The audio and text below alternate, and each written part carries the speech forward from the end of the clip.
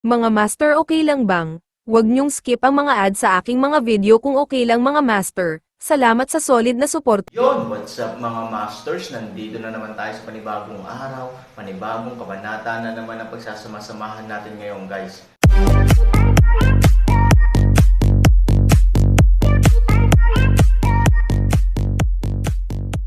Bali mga masters, kung bago ka pa lang po sa aking YouTube channel, please click the subscribe button, lalong-lalo na po yung notification bell guys, para maging connected pa rin tayo sa isa't isa at maging updated kayo sa mga susunod ko pang video. Bali mga masters, bago natin umpisahan ng kwento ay mag-shoutout po muna tayo para sa mga solid nating tagapakinig. Shoutout kay Fernando Jimeno, shoutout kay JP Arnold. Yun na nga mga masters, no? Bali hindi na ito patagalin. In 3, 2, 1, let's go! Ang isang malaking bilang ng mga taong bato ay baliw na umuusbong dito sa oras na ito. Hindi, napapaligiran tayo, bulalas ni Moyang. Walang makapaligid o wala, sa kuwebang ito, palagi tayong mapapalibutan. Malamig na uminom si Wang Siman. Ang buong kuweba ay lubhang walang laman at walang panganib na ipagtanggol. Ano ang dapat nating gawin? Awayin mo sila. Sa isang dagandong, itinaas ng 12 espada ang kanilang mga espada at direktang sinalubong sila. Huwag kang pabigla-bigla. Gustong pigilan ito ni Moyang, ngunit huli na ang lahat. Nagkatinginan sina Lu Yuan at Zhong Beihai, at ang lahat ng mga taong bato sa kuweba ay lumipat, maging ang mga sundalong nagpapatrolya sa panlabas na layer o ang mga naunang residente, kasing siksik ng hukbo ng langgam. Tumanggo ang dalawa sa isa't isa. Imposibleng lumaban ng husto. Walang taong pervert tulad ng Aaron. Kaya nilang labanan ang libo-libo o kahit 10,000 sa isa. Sa harap ng gayong mabangis na pag-atake, walang maraming pagpipilian para sa mga ekspertong ito. Ito ang tanging pagpipilian na hulihin muna ang magnanakaw at ang hari. Halos magkasabay, sabay na hinarang nina Lu Yuan at Zhong Beihai ang mga nakulong na sundalo at karwahe. Ang susunod na segundo, kinuha nila ang espasyo at sinalakay ang patayong higanteng mata ng magkasama. Pwede mo kaming harangan hanggat kaya mo, sigaw ni Ningyu kay Wang Siman.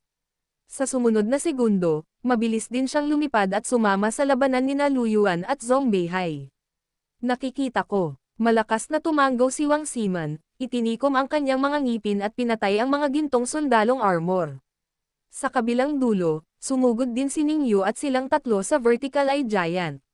Sa harap ng mabangis na pag-atake ng tatlong tao, ang patayong higanti ay mukhang walang ekspresyon, ginalaw ang kanyang kamay, at bahagyang idiniin ang gintong cetro sa kanyang katawan. Buzz! Sa sumunod na segundo, ang espada ng tatlong tao ay agad na bumalandra sa cetro, at ang gintong cetro ay nagbuga din ng malakas na gintong liwanag upang labanan ang pag-atake ng tatlong tao. Tatlong gas sa isang gas. Ang afterwave ay napunit ang espasyo at nag-vibrate sa paligid.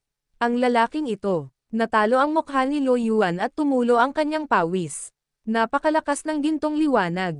Napahiya din si Zhong Beihai. Wala tayong oras makipag-away sa kanya. Mahirap ding tiisin ni Ningyu ang matinding sakit. Bigla niyang ginalaw ang kanyang kamay at inilagay ang lahat ng kanyang lakas ng walang pag-aalinlangan. Alam niya na kung hindi niya matatalo ang patayong taong bato sa isang suntok, wala na silang pagkakataong tumalikod kapag pinalibutan sila ng ibang mga lalaking bato. Nakikita ko, sabay-sabay na tugon ni Lu Yuan. Katulad nito, sila ay walang pasubali na nadagdagan ang kanilang enerhiya. Ang tatlo sa kanila ay maaaring lumiwanag ng maliwanag sa isang maikling panahon. Ang gintong liwanag ng cetro ay natakpan ng liwanag ng tatlo. Cheer up, broken. Uminom ng malakas si Ningyu at biglang pinindot ang kamay niya. Boom! Nasira ang tatlong ilaw. Buzz! Biglang may narinig na kakaibang tunog. Sa sumunod na segundo, biglang nawala sa pwesto ang lalaking patayong bato. Ang masikip at lumitaw sa harap ng condensation moon ay malayo. Nasa harap ni Lu Yuan si Zhong Beihai, at si Zhong Beihai ay halatang nakaharap sa kumukulong buwan. Ano? Paano nangyari ito? Nagulat ang tatlo at nagkatinginan.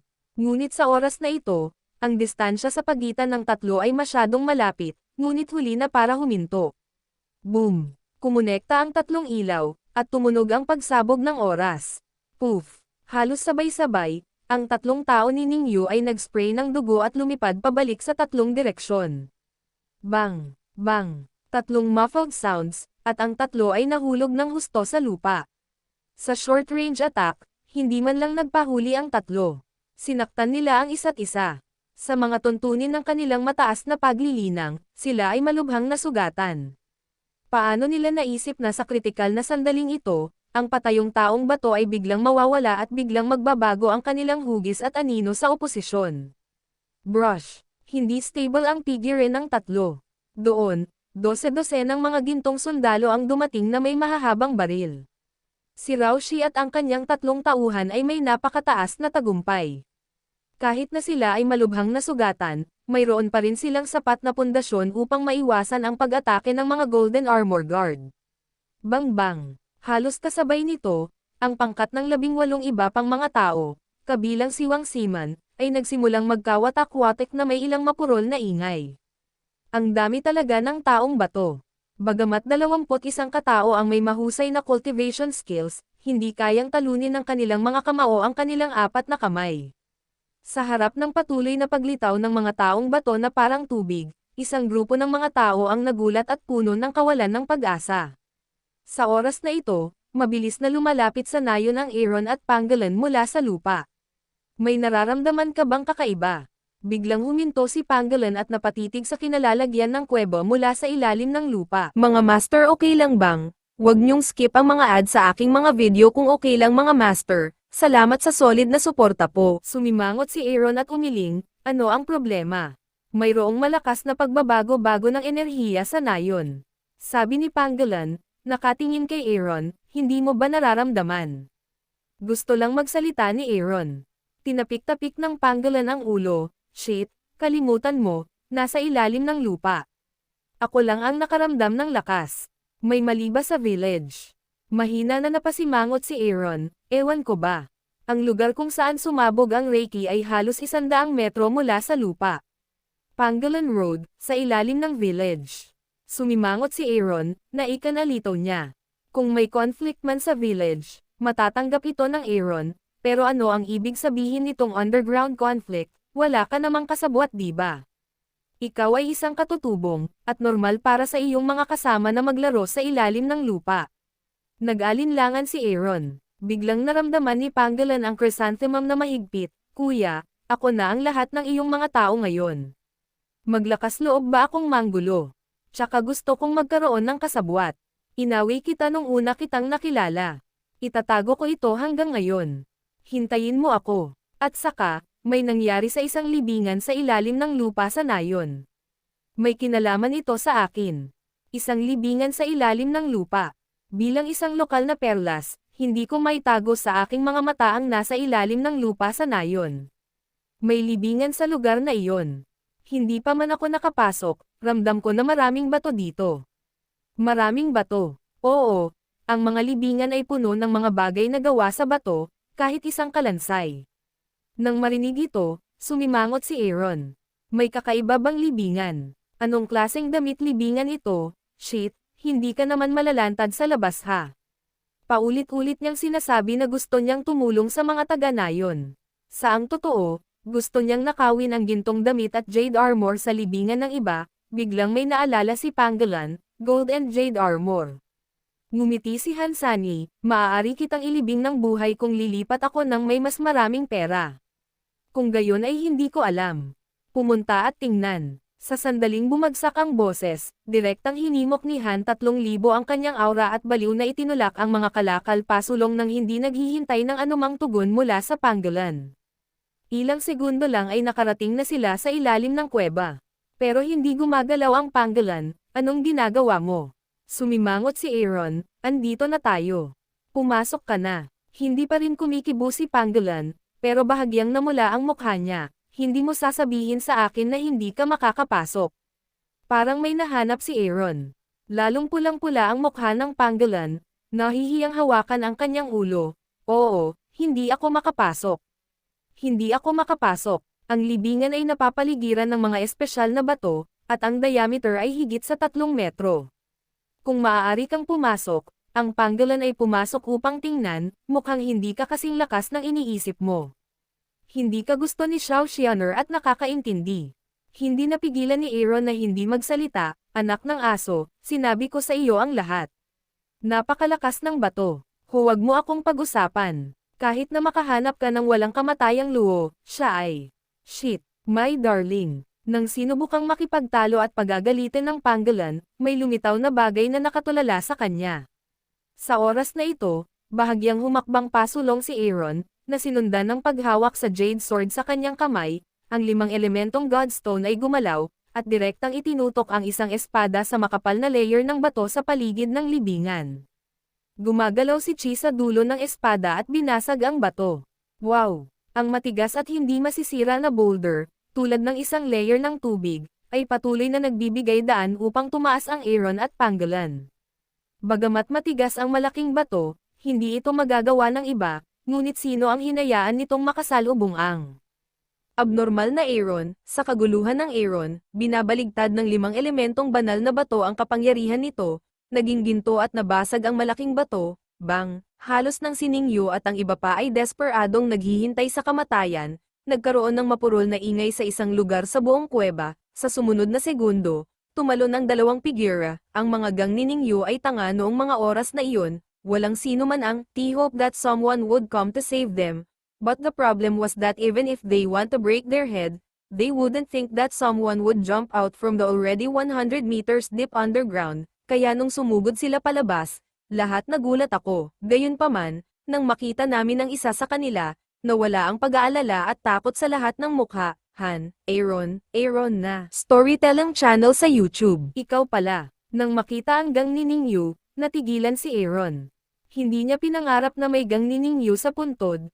Shit, sasabihin ko sa iyo, nandito ka talaga para pagnakawan ang pamilya mo. Pero huwag kang mag-alala, hindi kita sasabihin. Anyway, kasama kita ngayon. Nakangiting sabi ni Panggalan, ang tanga mo.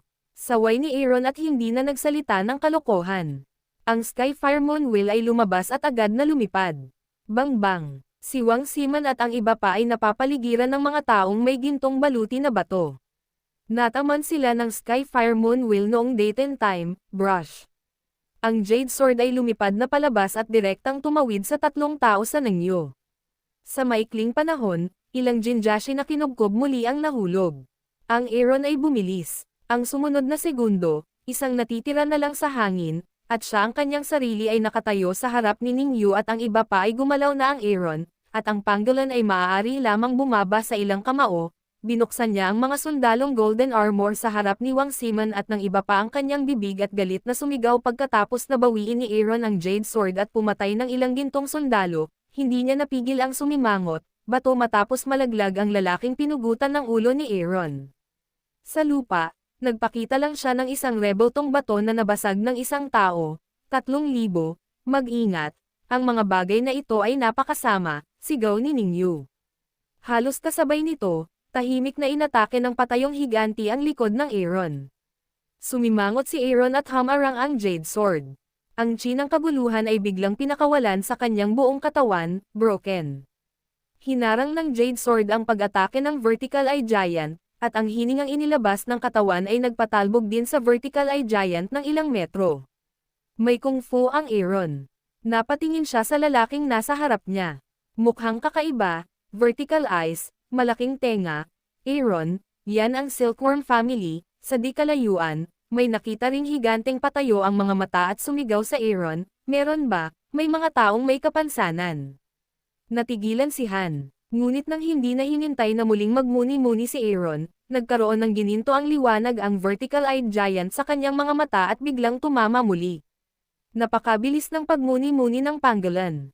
Gamit ang isang palad, pinalo niya ang ilang gintong sundalo sa harap ng bumilis ang isa at sumugod, diretso sa ibabaw ng patayong mata na higanti upang tulungan si Aaron, huwag tumingin sa kanyang mga mata. Sa sandaling bumaba ang boses, ang kanyang mga gininto ang mata ay biglang sumikat ng isang gintong liwanag. Bahagyang umiwas si Aaron sa isang tabi. Agad na pinunasan ng gintong liwanag ang kanyang mukha at direktang sumabog sa likod ng matigas na bato, napakalakas ng puwersa. Bahagyang sumulyap si Aaron at napabulalas ng, alam mo kung gaano ito kalakas. Hindi ka ba lumapit para tumulong? Hindi ako makatiis, kapatid. Pagkarinig ng sigaw, Hindi ito pinabayaan ng Aaron. Hinawakan niya ang Jade Sword at dir-diretsong umakyat, Halos kasabay nito, habang hinaharangan ng patayong matang higanti ang pangolin, hinawakan niya ang gintong cetro sa kanyang kamay, na kumikinang. Kasabay nito, isang kakaibang tunog ang biglang lumitaw, damn it, that's another move. 3,000, ingat. Mabilis na nagmuni-muni si Ning Yu at ang iba pa, ngunit halatang huli na ang mga salitang ito para sa hindi handa na Hansani at Pangolin. Habang halos magkasabay na nagkatitigan ang dalawang lalaki, ang espada ni Hansani ay tumama sa Pangolin sa susunod na segundo. Nasa ibabaw ako, nang biglang nalaman ng Pangolin na ang kakaibang tunog ay tumunog, at nasa harap na niya si Aaron, pinili niyang isuko ang pag-atake, pinaliit ang kanyang katawan direkta, at direktang pinili ang depensa na may Nakasuot na baluti ng tinik sa kanyang likod, sa isang tunog, may biglang lumipad na bagay, I support your sister, na sinabayan pa ng malungkot na pang-aabuso ng isang tao. Storytelling channel sa YouTube. Yun na nga mga masters, no? Bali panibagong kabanata na naman yung natapos natin ngayong gabi. Muli, maraming salamat po talaga sa walang sawang suporta po sa aking YouTube channel na talagang inaabangan nyo po ang bawat upload ko po. Bali mga masters, magkita-kita ulit po tayo bukas ng gabi at ngayon po ay magpapaalam po muna tayo. Bali mga masters, bye-bye!